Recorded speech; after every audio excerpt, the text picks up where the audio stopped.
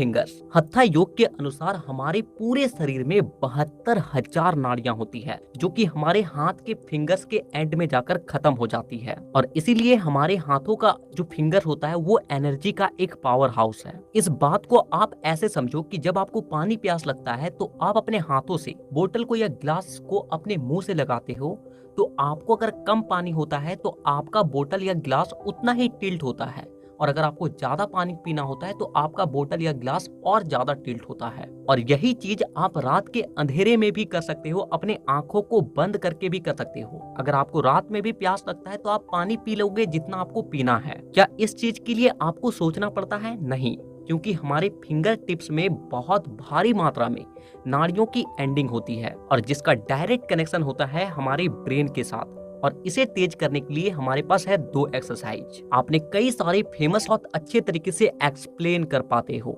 Number 4, clench your fist. अब आपको पूरी ताकत से अपने मुट्ठी को बंद करना है और इसी तरीके से 90 सेकंड तक होल्ड करके रखना है। अगर आप इसे अपने राइट हैंड के साथ करते हो तो यह आपकी याद करने की क्षमता को बढ़ाएगा, यानी कि किसी भी लंबे से लंबे चीज को आप बड़े ही आसानी से याद कर पाओगे। और वहीं पे अगर आप इसे अपने लेफ्ट हैंड के साथ करोगे तो यह आपके याद रखने की क्षमता को बढ़ाएगा, यानी कि किसी भी चीज को आप अच्छे तरीके से रिकॉल कर पाओगे जो कि आप पहले पढ़ चुके थे। और ऐसा ये इसलिए होता है क्योंकि हमारी नाड़ियों की जो एंडिंग होती है वो हमारे फिंगर्स पे होती है, और जब आप कस के मुट्ठी को बंद करते हो 90 सेकंड तक होल्ड करके रखते हो तो इसका सीधा प्रभाव हमारे ब्रेन के न्यूरॉन्स पे पड़ता है। नंबर 5, आपको अपने दोनों हाथ को आपस में इस तरीके से रखते हुए अपने फेस के सामने लाना है। फिर आपको एक गहरी सांस लेते हुए रिलैक्स हो जाना है और एक एक करके अपने उंगलियों के इस तरीके से फोल्ड करना है। फिर आपको वापस से एक एक करके उंगलियों को खोलते जाना है। ये एक्सरसाइज भी आपके फोकस को बहुत ज्यादा बढ़ा देती है।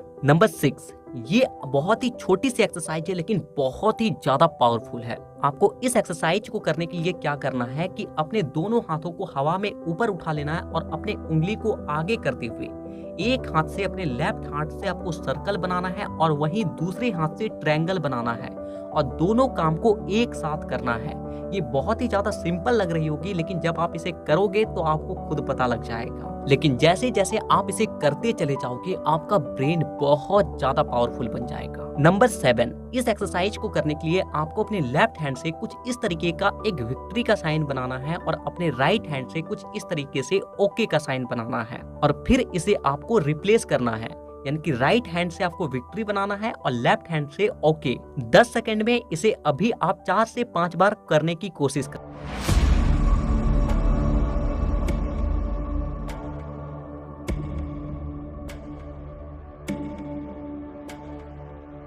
इसकी प्रैक्टिस आपको जब भी समय मिलता है या फिर खाली बैठते हो 10 बार करें। ये आपके ब्रेन को बहुत ही ज्यादा ट्रिकी बना देता है, बहुत ही ज्यादा इंटेलिजेंट बना देता है। नंबर 8, जो कि हमारा सबसे आखिरी का एक्सरसाइज है, और अगर आप किसी एक एक्सरसाइज को करना चाहो तो इसे ही आप करना। आज के टाइम में हम में से अधिकांश लोग एक पैटर्न में चल रहे हैं, यानी कि एक ऑटो पायलट मोड में चल रहे हैं। किसी से बात करना हो तो मैसेज कर दिया, कहीं जाना हो तो बाइक से चले गए, कुछ खाना हो तो डिलीवरी करके मंगवा लिया, बोर हो गए रील्स देखने लग गए, शॉपिंग करने जाना है तो वहीं पे घर पे बैठे बैठे अमेजोन फ्लिपकार्ट से मंगवा लिए, कोई डाउट है, कोई क्वेश्चन सॉल्व नहीं हो रहा है, तुरंत गूगल यूट्यूब खोला और तुरंत उसका सॉल्यूशन देख लिया।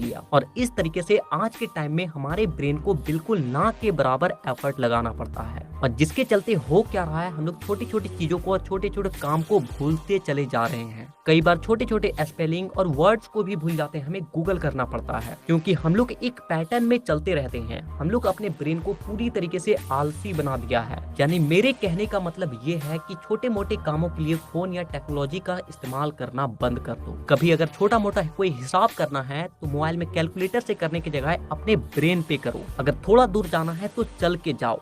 कोई डाउट है, अगर कोई क्वेश्चन सॉल्व नहीं हो रहा है तो उसे अपने ब्रेन में कम से कम 10 बार सॉल्व करो और फिर जाके गूगल यूट्यूब पे सर्च करो। इसके अलावा जितने भी फ्रेंड और फैमिली मेंबर्स हैं उनके नंबर्स को आप याद रखने का कोशिश करो, ना कि सेव करके छोड़ दो। यानी कि ब्रेन को आलसी बनाने के बजाय उसे हार्ड सिचुएशन में डालने की कोशिश करो। और ऐसा मैं इसलिए बोल रहा हूँ क्योंकि हमारा जो ब्रेन है ये एक एडेप्टिव पीस है, यानी कि इसे आप जैसे सिचुएशन में रखोगे वे उसी हिसाब से ढल जाएगा। और यही कारण होता है कि जो बड़े बड़े साइंटिस्ट लोग होते हैं उसे एक ऐसे माहौल में रखा जाता है कि उसका ब्रेन अपने आप ही तेज काम करने लग जाता है। और आपने भी ये कई बार नोटिस किया होगा कि जब आपके ऊपर प्रेशर आता है तो आपका ब्रेन खुद तेजी से काम करने लग जाता है। आपने ये देखे होंगे कि जो क्वेश्चन आपको घंटों पढ़ के याद नहीं हो रहा वो एग्जाम के एक दिन पहले कैसे याद हो जाता है। तो इन एक्सरसाइज को देखने से कुछ नहीं होगा, बल्कि फॉलो करना जरूरी है।